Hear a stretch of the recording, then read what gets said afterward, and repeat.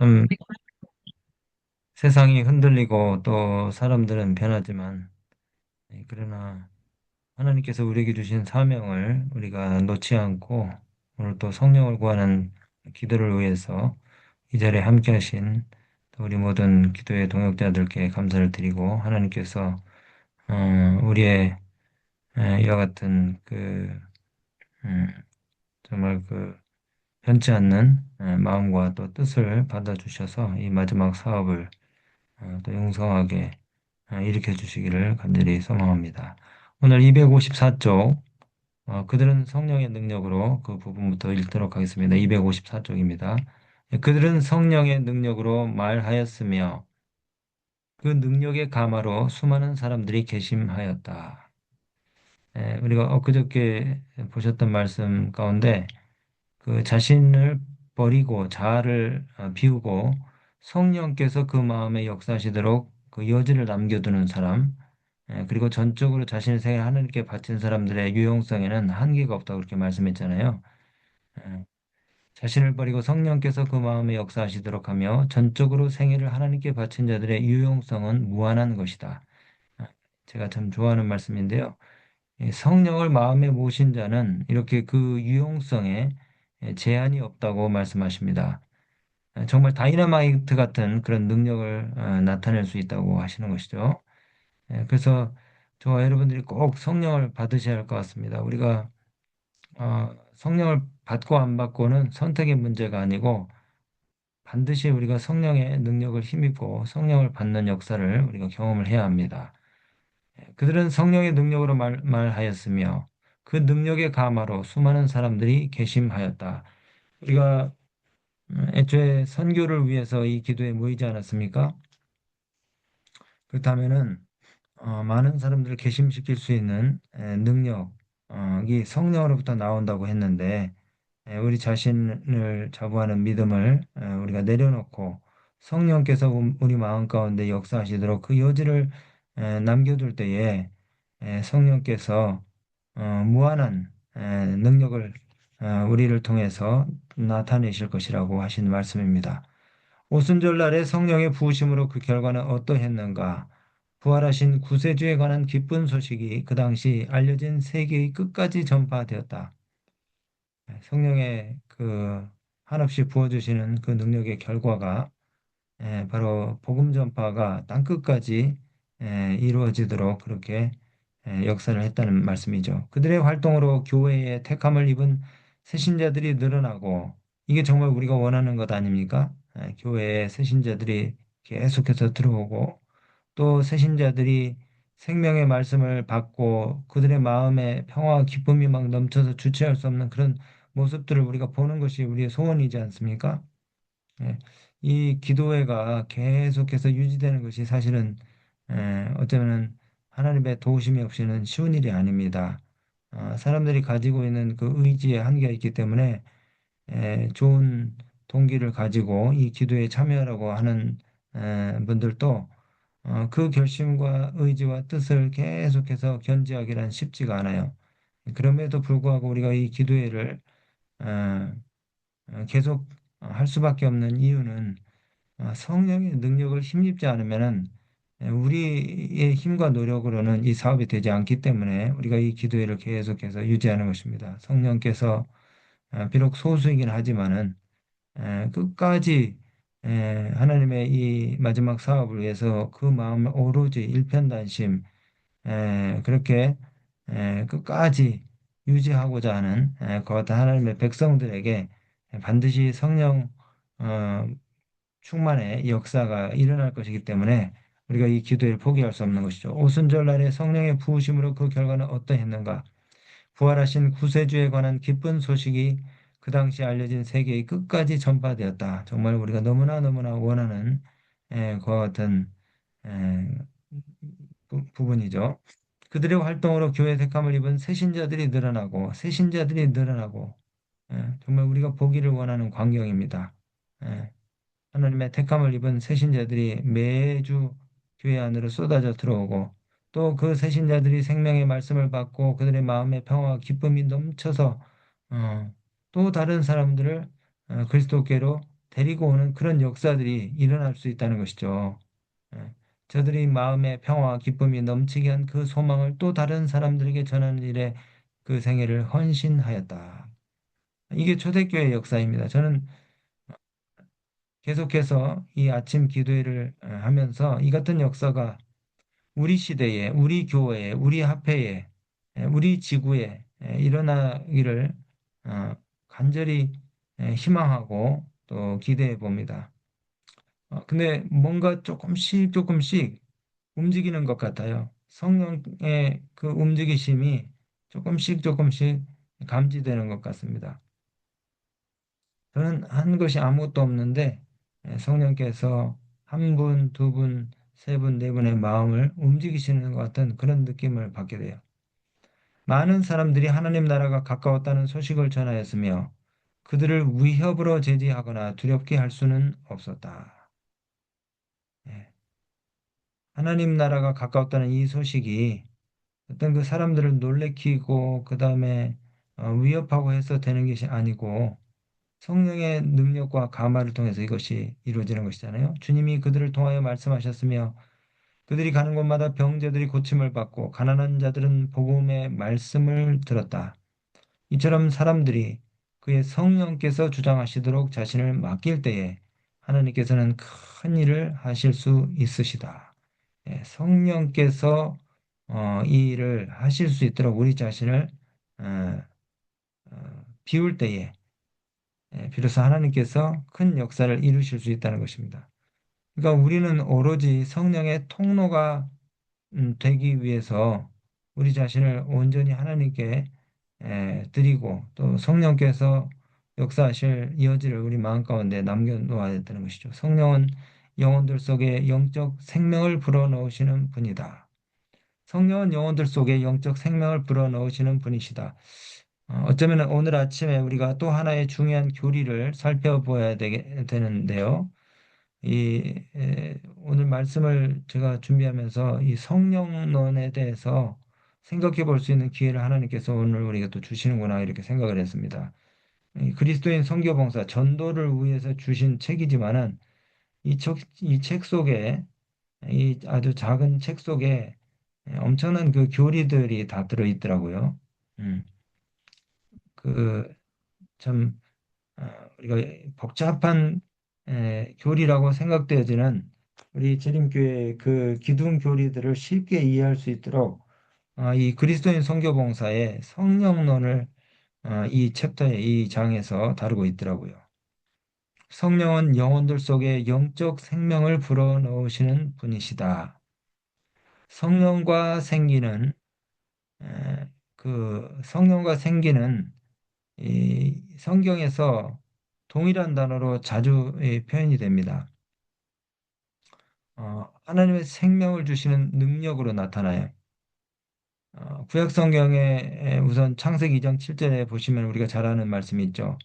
여호와 하나님이 땅의 흙으로 사람을 지으시고 생기를 그 코에 불어 넣으셨더니 사람이 생명이 되었다. 하신 이 말씀을 우리가 잘 보시면은 생기와 생명이 같이 이 구절에서 사용되고 있습니다.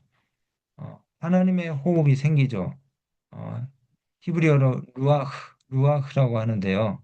하나님의 호흡이 사람에게 불어넣어지니까 그것이 생명이 되었다 그랬어요. 그러니까 그 생기와 생명이 이렇게 함께 사용이 됐습니다. 생기와 생명. 욥기 33장 4절에도 하나님의 영이 나를 지으셨고 전능자의 기운이 나를 살리시느니라. 성령과 이 생명의 호흡이 인간 존재의 근원임을 강조하는 성경절입니다. 여기서도 전능자의 기운, 또 하나님의 영, 하나님의 영이 성령이시죠. 또 전능자의 기운도 역시 성령을 가리키는데 이것이 우리를 어, 어,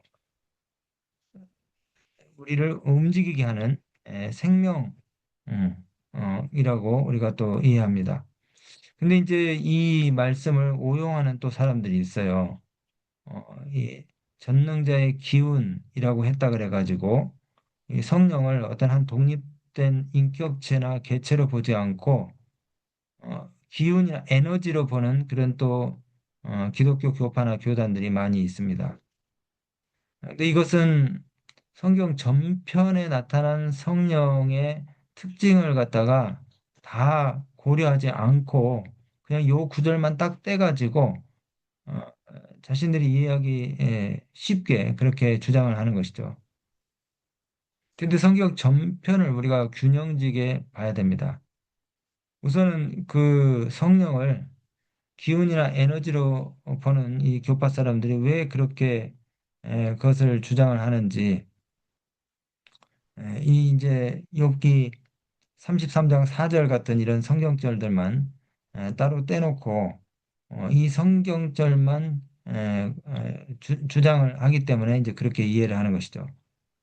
그래서 성령을 어떤 인격적인 하나님으로 보기보다는 방언이나 치유나 능력을 갖다가 행사할 수 있는 어떤 에너지로만 이해를 해요. 이게 대표적으로 그 신사도 운동을 주장하는 그 같은 계열의 이제 교파들이 그렇게 하고 있습니다. 전통적인 기독교에서는 에, 그렇게 이해를 하지 않죠. 우리 이런 부분에 있어서는 이제 장로교, 감리교, 침례교 또 우리 재림교회가 같은 이해를 가지고 있습니다. 삼위일체 하나님 중에서 독립된 인격체 제3위 하나님으로 우리가 성령을 이해를 하고 있지 어떤 단순한 힘이나 에너지로 그렇게 보고 있지는 않아요. 그래서 성령은 독립된 인격체로 우리가 이해할 수 있도록 다른 성경 구절들이 여러 곳에서 성령을 이렇게 소개를 하고 있습니다. 요한복음 14장 26절에 보혜사 곧 아버지께서 내 이름으로 보내실 성령 그가 너희에게 모든 것을 가르치고 또 내가 너희에게 말한 모든 것을 생각나게 하시리라. 성령이 그냥 단순한 힘과 에너지로 취급돼서는 안 되고 이 성령은 여기 요한복음 14장 26절에 있는 말씀처럼 우리를 가르치시고 또 생각나게 하시는 인격적인 존재로 묘사됐다는 사실을 우리가 유의해야 합니다. 내가 너희에게 보내실 성령, 보혜사 아버지께서 내 이름으로 보내실 성령, 그가 너희에게 모든 것을 가르치시고 너희에게 말한 모든 것을 생각나게 하시리라. 같은 책 요한복음 15장 26절에도 내가 아버지께로부터 너희에게 보낼 보혜사 곧 아버지께로부터 나오시는 진리의 성령이 오실 때에 그가 나를 증언하실 것이요.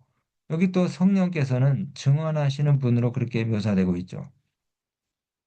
그리고 또 이 성령이 인격적인 특성을 가지고 있다는 사실을 또 암시하는 로마서 8장 26, 27절에 있는 말씀, 우리가 잘 아는 말씀이 있습니다. 성령도 우리의 연약함을 도우시나니 성령이 친히 말할 수 없는 탄식으로 우리를 위하여 간구하시느니라. 예. 성령께서 중보도 하고 또 우리를 위해서 탄식하시는 그 인격적인 행위, 일들을 하시는 분이심을 나타내는 성경절이죠. 고린도전서 2장 10절, 11절에는 이 성령께서 모든 것을 알고 통달하시는 지성적인 존재라는 암시를 주는 또 성경절이 있습니다. 오직 하나님이 성령으로 이것을 우리에게 보이셨으니 성령은 모든 것, 곧 하나님의 깊은 것이라도 통달하시느니라. 에베소서 4장 30절에는요. 이 성령이 감정을 가지신 존재인 것을 또 우리가 알게 하는 성경절이 있습니다. 그래서 성령이 근심까지 하신다고 이렇게 말씀하고 있어요. 하나님의 성령을 근심하게 하지 말라. 에베소서 4장 30절입니다. 하나님의 성령을 근심하게 하지 말라. 성령은 감정을 가지시고 근심할 수 있는 인격체로 여기 나타나 있어요. 또 이 우리가 사도행전 5장에 보면 아나니아 삽비라 이야기 나오죠. 아나니아 삽비라가 어떻게 했습니까? 예, 서원한 그 땅값을 다 바치지 않고 사도들 앞에 거짓말을 하고 또 성령을 속였죠. 그때 베드로가 뭐라고 얘기했습니까? 베드로가 이르되 아나니아야 어찌하여 사탄이 네 마음속에 가득하여 네가 성령을 속이고 성령을 속였다 그랬어요. 성령이 인격체인 것으로 우리가 이해할 수 있는 그런 구절이죠. 네 마음에 가득하여 네가 성령을 속이고 네가 사람에게 거짓말한 것이 하나님께로다. 성령을 속이는 것이 하나님께 거짓말하는 것으로 이렇게 동일시되는 여겨지는 그런 말씀입니다. 참 여기 그 성령이 독립된 한 인격체로 어, 묘사된 성경들이 더 많이 있습니다. 사도행전 13장 2절에 성령이 이르시되 내가 불러 시키는 일을 위하여 바나바와 사울을 따로 세우라 하시니, 여기도 이 성령께서 말씀하시고 또 명령하시는 그런 그 독립된 주체로 묘사된 성령절입니다. 사도행전 8장 29절에도 성령이 빌립더를 이르시되 이 수레로 가까이 나가라 하시거늘, 여기는 성령이 단순히 그뭐 감정과 또 생각만 가지시는 그런 존재가 아니라 직접 말씀하시고 지시하시는 인격적인 존재로 또 묘사가 되고 있습니다. 고린도후서 13장 13절에는 성령이 또 우리와 교제하시는, 교통하시는 그런 인격적인 존재로 또 표현되고 있는데요. 주 예수 그리스도의 은혜와 하나님의 사랑과 성령의 교통하심이 너희 무리와 함께 있을지어다.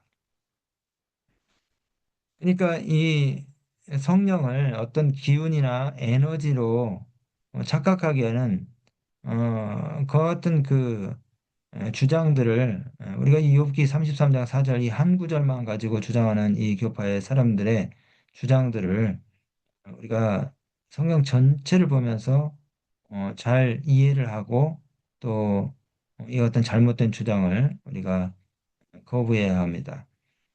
어, 지금까지 드렸던 이 여러 구절들을 통해서 성령은 삼위 하나님의 한 개체로서 인격적인 존재로 활동하시고 또 일하시고 존재하신다는 사실을 우리가 확실히 깨닫고 또 이 성령에 대한 바른 이해들을 우리가 가져야 될 것입니다. 오늘 성령의 능력과 또 그분께서 이 마지막 복음 사업을 위하여 우리를 위해 어떻게 봉사해야 될지 우리가 살펴보면서 다시 한번 성령은 또 어떤 분이신지에 대해서 우리가 잠깐 살펴봤는데요. 성령에 대한 바른 이해를 통해서 또 성령의 필요들을 우리가 살펴볼 때에 성령의 능력을 힘입고자 하는 마음의 간절한 마음의 기대와 또 소망들을 우리 모두가 갖게 되시기를 간절히 바랍니다. 사랑의 아버지 하나님, 또 이 땅에 성육신을 쓰시고 아들로 오신 예수 그리스도, 또 지금 이 시대에 우리와 늘 함께 하시는 무소부재하신 우리 성령 하나님, 이 세 분 하나님께서 우리 구원의 사역을 위해서 우리 곁에서 든든하게 일하심을 인해 감사를 드리며 이 마지막 때에 우리 가운데 큰 부흥이 있게 하시기 위해서 성령 하나님의 역사를 바라도록 이 귀한 권면의 말씀 오늘 아침에 우리에게 주셔서 감사드립니다. 오늘 이 기도의 자리에 함께 하신 주의 모든 종들의 마음 가운데 성령의 뜨거운 역사가 오늘 경험되지게 하여 주시옵소서. 그일에 정말 하나님의 놀라우신 역사들, 또 성령의 부흥케 하시는 역사들이 우리 가운데, 우리 가정과 교회 가운데 경험되어지도록 주의 축복과 은혜가 우리 모두 함께 하시기를 예수 그리스도 이름으로 의지하여 기도드리옵나이다. 아멘.